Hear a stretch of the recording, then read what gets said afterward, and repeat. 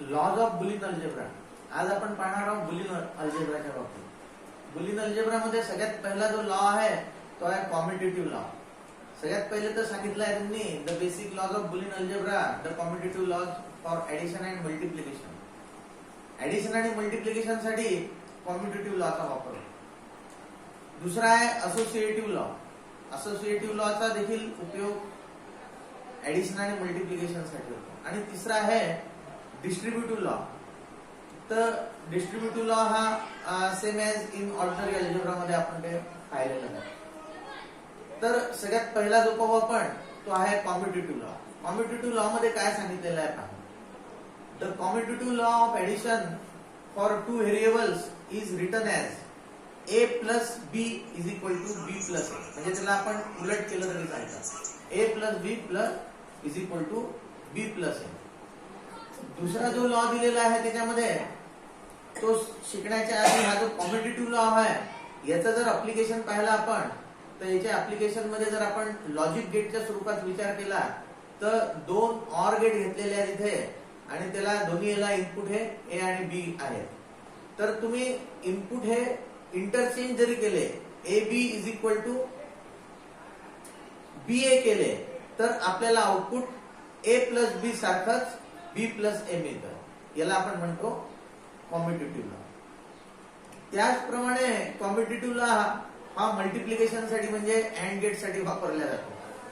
ज्याप्रमाणे आपण or gate साठी वापरला त्याचप्रमाणे अँड गेट साठी म्हणजे जसं A and B is equal to B and A. A and B is equal to B and A commutative law मध्ये. तर याला सिम्बॉलिकली असं दाखवलं आहे की दोन अँड गेट्स घ्यायचे.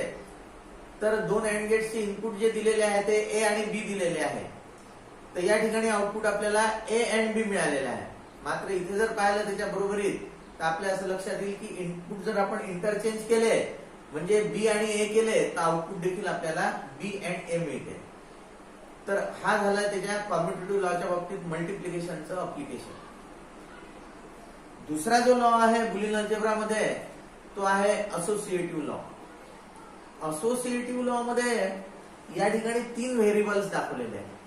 इथे तुमच्या असं लक्षात येईल की A plus in bracket B plus C is equal to A plus B in bracket plus C.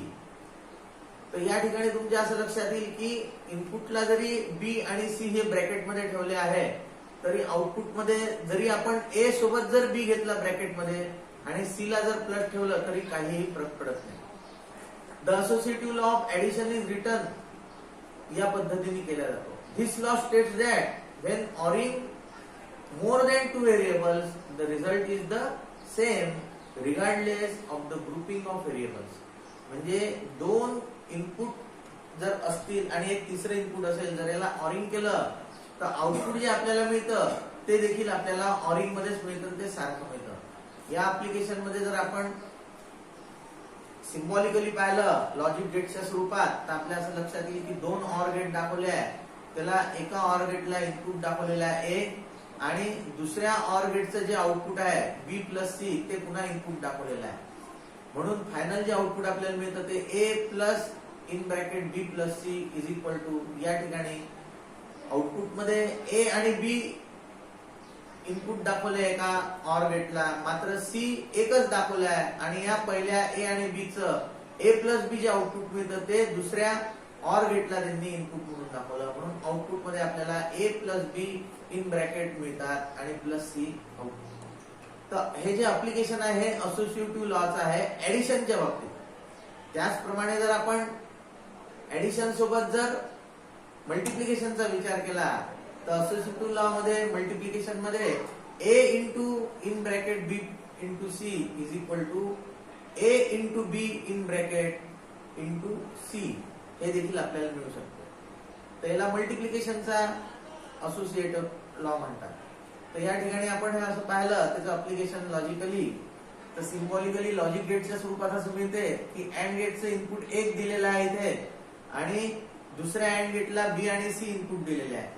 मात्र त्याचा आउटपुट जे मिळालेलं आहे बी इंटू सी ते पुन्हा पहिल्या अँड गेटला त्यांनी ए सोबत इनपुट म्हणून जोडलं तर आउटपुट मध्ये आपल्याला A into in bracket B into C असं मिळते आपल्याला. मात्र त्याच्याच बरोबरीत दोन इनपुट जे ए आणि बी दाखवलेले आहेत, तिथे अँड गेटला इनपुट दाखवले आहेत, त्यामुळे आउटपुट हे ए बी मिळतं. तेच आउटपुट आपण दुसऱ्या अँड गेटच्या इनपुटला जोडलं आणि दुसऱ्या अँड गेटच्या इनपुटला सी देखील जोडलं तर आउटपुट मध्ये आपल्याला A into B in bracket into C असं मिळतंय. हे अप्लिकेशन आहे असोसिएटिव्ह लॉचं मल्टिप्लिकेशनच्या बाबतीत. तिसरा महत्वाचा जो लॉ आहे तो आहे डिस्ट्रीब्युटिव्ह लॉ. डिस्ट्रीब्युटिव्ह लॉ मध्ये तुमच्या असं लक्षात येईल की याच्यात मल्टिप्लिकेशन प्लस ऍडिशन या दोन्ही गोष्टी दाखवल्या आहेत.